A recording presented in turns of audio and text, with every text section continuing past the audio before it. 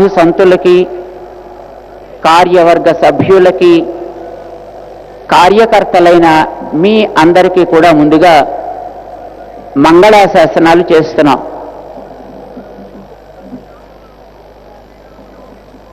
ఇప్పుడే శ్రీమాన్ తొగాడియాజీ చెప్పినట్టుగా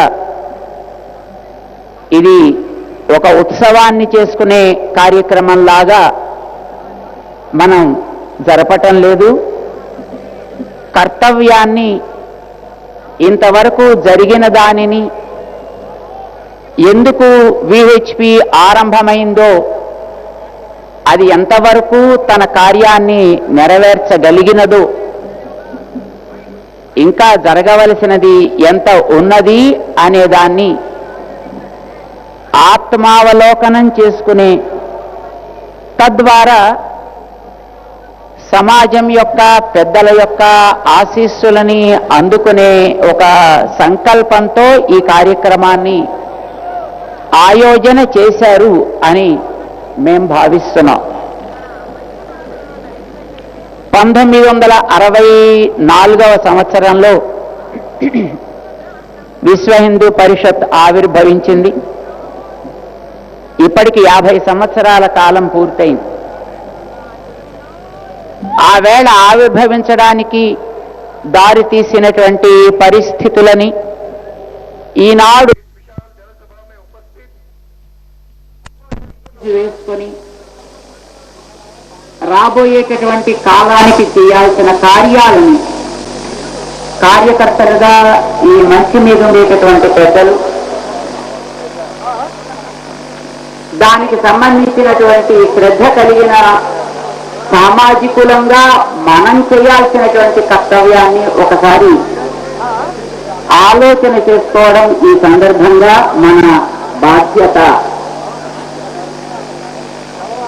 భారతదేశం ఒక మహా వైదికమైనటువంటి వృక్షం. ఈ వృక్షానికి భగవంతుడు కాండం, దానికి సాధులు, సంతులు, మహానుభావులందరూ కూడా వ్రేళ్ళు ఉండాలి, మూలాలు గట్టిగా ఉండాలి. దాని యొక్క పువ్వులు, ఆకులు, దానికి ఉండేటటువంటి సౌందర్యం మీరందరూ, సమాజంలో ఉండేటటువంటి ఈ మానవ జాతి అంతా, మన జాతి అంతా,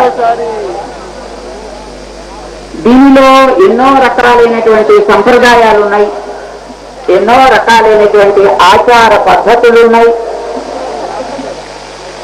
ఇవన్నీ దీనికి పండేటటువంటి స్థలాలకి అప్పుడప్పుడు చీడ పడుతూ ఉంటుంది. ఆ పట్టేటటువంటి చీడని అరికట్టాల్సినటువంటి బాధ్యత ఏదో ఒక సంస్థ తీసుకోవాలి అని 1964వ సంవత్సరంలో విశ్వ హిందూ పరిషత్ ఆవిర్భావం జరిగింది. మీరు ఒక సంత్రా పండు చూసుంటారు. ఆ సంత్రా పండులో మంచి మంచి తొనలు ఉంటాయి. వాటికి మంచి రుచి ఉంటుంది, చక్కటి రసం ఉంటుంది. ఆ రసాన్ని మనం త్రాగుతాం, తొనలని మనం తింటాం. సమాజంలో అలా ఎన్నో రకాలైనటువంటి సంప్రదాయాలు ఉన్నాయి. అది గ్రామాల్లో గ్రామ దేవతల్ని ఆరాధన చేసే సంప్రదాయం దగ్గర నుంచి ఆరంభం చేస్తే ఎక్కడో ఉన్నతమైనటువంటి అతి పెద్దమైనటువంటి ఆలయాల్లో జరిగే సంప్రదాయం దాకా ఉండేవన్నీ కూడా భిన్న భిన్న అయినటువంటి సంప్రదాయాలు. ఇవన్నీ ఈ సమాజానికి జీవనాడు.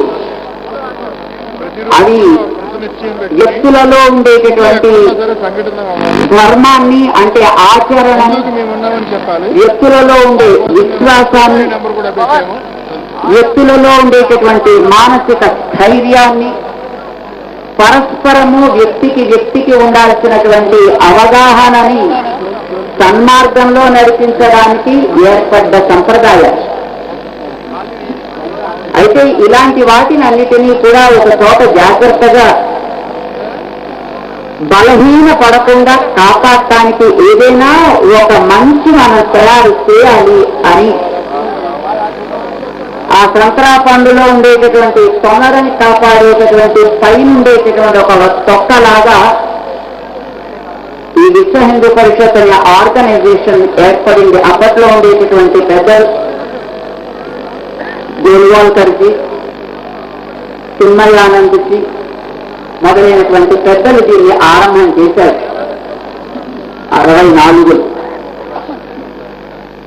సమాజంలో ఉండే వాటిని మనం జాగ్రత్తగా రక్షించుకుంటూ ఉన్నంత వరకు వ్యక్తిలో ఒక ఆత్మస్థైర్యం ఏర్పడుతుంది. పైనుంచి వచ్చేటటువంటి ఉపద్రవాలని, ఆటుపోట్లని మనిషి తట్టుకోగలుగుతాడు, ఎదిరించగలుగుతాడు, వాటిని దూరం చేయగలుగుతాడు.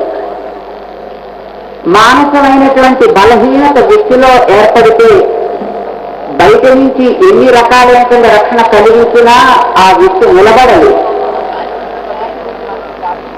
క్రింద నుంచి వచ్చేటటువంటి ఉరేళ్ల ద్వారా చెట్టుకి బలం, పండ్లలో ఉండేటటువంటి రసానికి పుష్టి ఏర్పడే రీతిలో సంప్రదాయాలని పోషించే, సంప్రదాయాలని ప్రవర్తింపచేసేటటువంటి సాధులు, సంతులు, పీఠాధిపతులు, ధర్మాధికారులు, మఠాధిపతులు అనుకునేవారంతా ఆ సంప్రదాయాల రసాన్ని తద్వారా సమాజంలో వ్యక్తిలో ఒక ప్రేమ రసాన్ని పెంచేటటువంటి బాధ్యతని వాళ్ళు తీసుకుంటే వాళ్ళకి రక్షణ కలిగించే బాధ్యతని డిహెచ్పి తీసుకుంది. పండుకి లోపల మంచి మంచి తొనలు ఉంటాయి, తొనల్లో రసం ఉంటుంది. ఆ తొనలన్నింటినీ ఆ పైన ఉండేటటువంటి చిలుక, ఆ పైన ఉండేటటువంటి తొక్క ఉంటుంది కదా, అది కాపాడుతూ ఉంటుంది. దానికి ఆ తొనల్లో ఉండేటటువంటి రుచి తెలియక్కర్లా, కానీ అది తొనలని జాగ్రత్తగా కాపాడగలిగితే ఆ తొనలను తీసుకుని మనం రసాన్ని ఆస్వాదించగలుగుతాం. ఆ రసాన్ని ఆస్వాదించగలిగే వ్యక్తిదాకా అది చేరాలి కనుక అంతవరకు దాన్ని కాపాడే బాధ్యత ఆ పైన ఉండేటటువంటి తొక్క తీసుకుంటుంది. మనం తొక్కని తినం, మనకు కావలసింది లోపలి రసం. కానీ అది పైన తొక్క లేకపోతే ఆ రసాన్ని మనం అందుకోలేదు. సంప్రదాయ రక్షణ చేసేటటువంటి సాధు సంతులని, అట్లాగా సంప్రదాయ ప్రవర్తకులుగా ఉండే మఠాధిపతులని ఒక చోటకి చేర్చి వారికి కావలసినటువంటి ఒక రంగస్థలాన్ని, ఒక వేదికని, వారి ధర్మాన్ని వారు సక్రమంగా ప్రచారం చేసి ప్రజలలో ఒక ధైర్యాన్ని, ఆత్మవిశ్వాసాన్ని కలిగించగలిగేటట్లుగా చేసే ఒక సంఘటన బాధ్యతను తీసుకుంది లేచి.